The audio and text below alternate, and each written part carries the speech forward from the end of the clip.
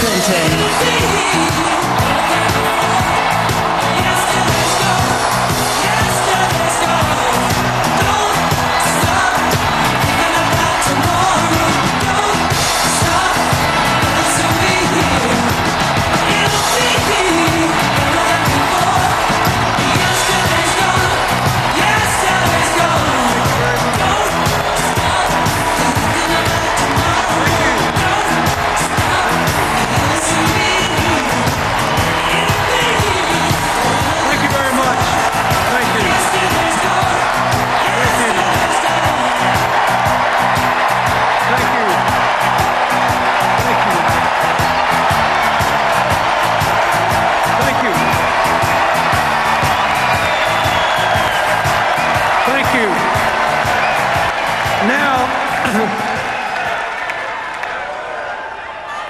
Mr. Mayor, fellow Democrats,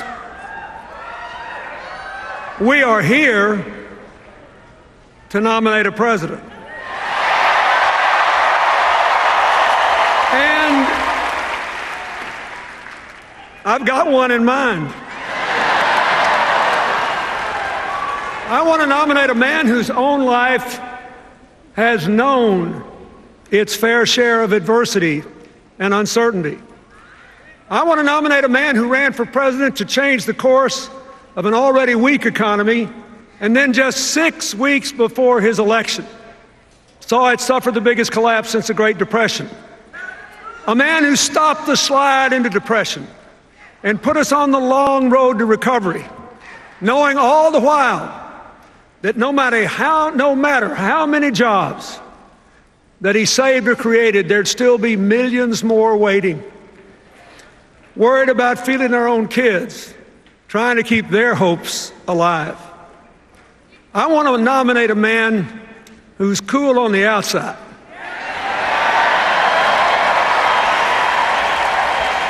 but who burns for America on the inside.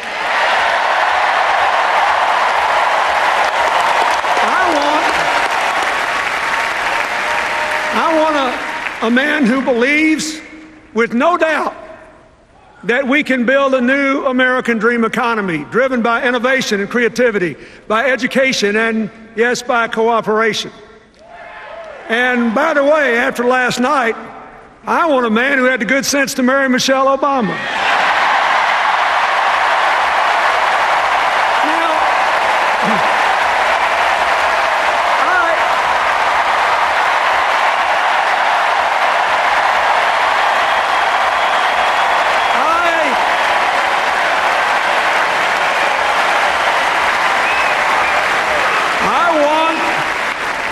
I want Barack Obama to be the next president of the United States. And I proudly nominate him to be the standard bearer of the Democratic Party. Now, folks, in Tampa a few days ago, we heard a lot of talk about how the president and the Democrats don't really believe in free enterprise and individual initiative, how we want everybody to be dependent on the government, how bad we are for the economy. This Republican narrative, its alternative universe, says that every one of us in this room who amounts to anything, we're all completely self-made. One of the greatest chairmen the Democratic Party ever had, Bob Strauss, used to say that every politician wants every voter to believe he was born in a log cabin he built himself. But, as Strauss then admitted, it ain't so. We Democrats, we think the country works better with a strong middle class, with real opportunities for poor folks to work their way into it, with a relentless focus on the future, with business and government actually working together to promote growth and broadly shared prosperity.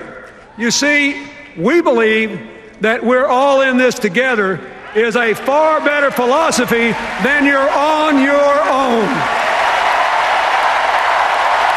Now, So,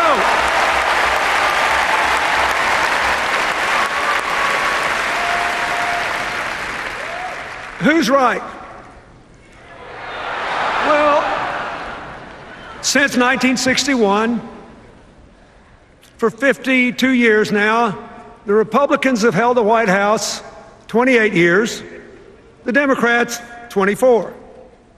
In those 52 years, our private economy has produced 66 million private sector jobs.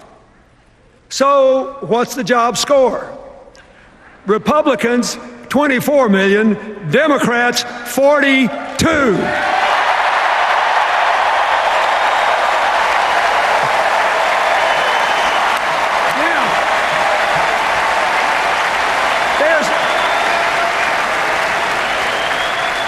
There's a reason for this. It turns out that advancing equal opportunity and economic empowerment is both morally right and good economics. Why? Because poverty, discrimination, and ignorance restrict growth. When you stifle human potential, when you don't invest in new ideas, it doesn't just cut off the people who are affected, it hurts us all. We know that investments in education and infrastructure and scientific and technological research increase growth. They increase good jobs and they create new wealth for all the rest of us. Now, there's something I've noticed lately, you probably have too, and it's this.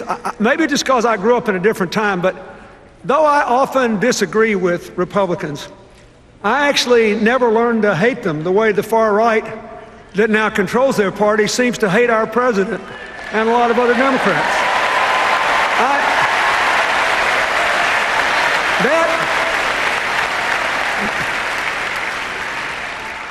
That would be impossible for me because President Eisenhower sent federal troops to my home state to integrate Little Rock Central High School.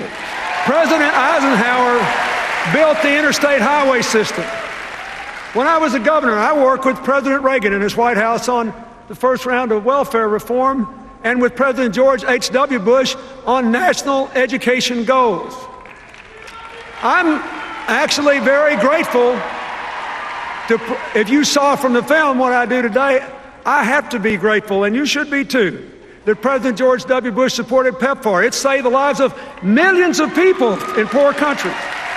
And I have been honored to work with both Presidents Bush on natural disasters in the aftermath of the South Asian tsunami, Hurricane Katrina, the horrible earthquake in Haiti. Through my foundation, both in America and around the world, I'm working all the time with Democrats, Republicans, and independents. Sometimes I couldn't tell you for the life who I'm working with because we focus on solving problems and seizing opportunities and not fighting all the time. And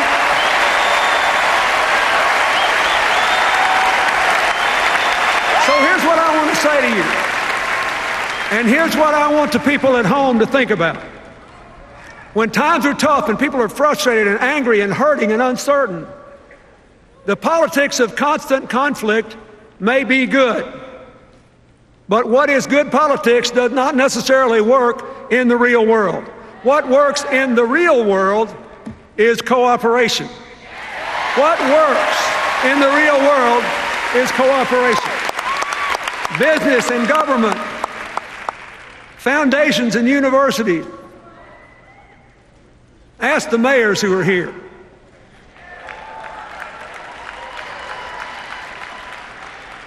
Los Angeles is getting green and Chicago is getting an infrastructure bank because Republicans and Democrats are working together to get it.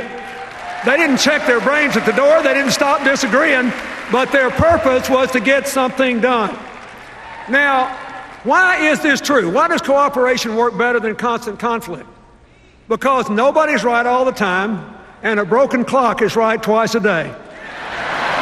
And every one of us Every one of us and every one of them, we're compelled to spend our fleeting lives between those two extremes, knowing we're never going to be right all the time and hoping we're right more than twice a day. Unfortunately, the faction that now dominates the Republican Party doesn't see it that way. They think government is always the enemy, they're always right, and compromise is weakness. Just in the last couple of elections, they defeated two distinguished Republican senators because they dared to cooperate with Democrats on issues important to the future of the country, even national security. They beat a Republican congressman with almost 100% voting record on every conservative score because he said he realized he did not have to hate the president to disagree with him. Boy, that was a non-starter, and they threw him out. One of the main reasons we ought to re-elect President Obama is that he is still committed to constructive cooperation. Look at his record. Look at his record. Look at his record. He appointed Republican secretaries of defense, the Army, and transportation. He appointed a vice president who ran against him in 2008. And he trusted that vice president to oversee the successful end of the war in Iraq and the implementation of the Recovery Act. And Joe Biden did a great job with both.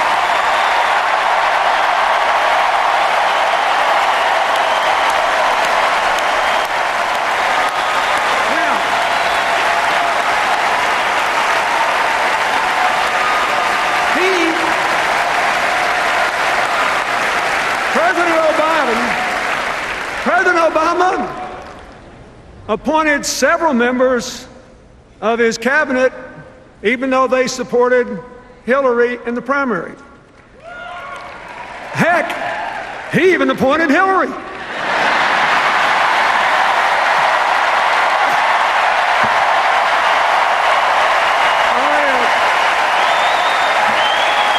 Now, wait a minute.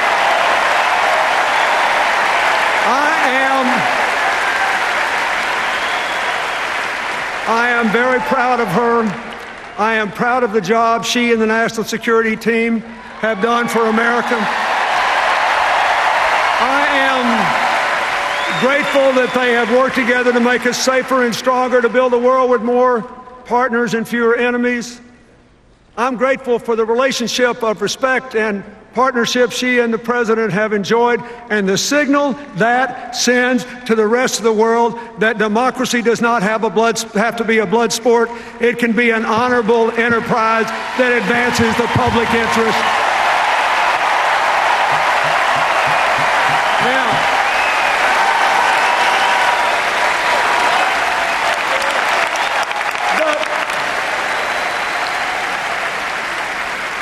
Besides the National Security Team, I am very grateful to the men and women who served our country in uniform through these perilous times. And I am especially grateful to Michelle Obama and to Joe Biden for supporting those military families while their loved ones were overseas. And for supporting our veterans when they came home. When they come home bearing the wounds of war or needing help to find education or jobs or housing. President Obama's whole record on national security is a tribute to his strength, to his judgment, and to his preference for inclusion and partnership over partisanship. We need more of it in Washington, D.C.